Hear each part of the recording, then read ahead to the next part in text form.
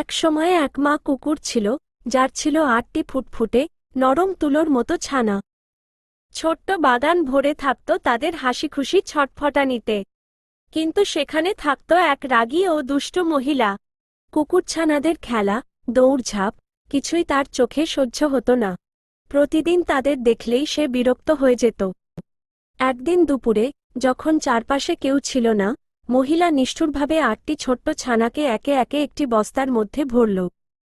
তারা কিছুই বুঝতে পারেনি, শুধু মায়ের কাছে ফিরতে চাইছিল। তারপর সে বস্তাটি টেনে নিয়ে গিয়ে পুকুরে ফেলে দিল। মুহূর্তেই শান্ত পানির নিচে মিলিয়ে গেল ছোট্ট জীবনগুলো। মা কুকুর সবটা টের পেয়ে ছুটে এলো। পুকুরের ধারে ভিজে থাকা বস্তার পাশে বসে সে কান্নায় ভেঙে পড়ল।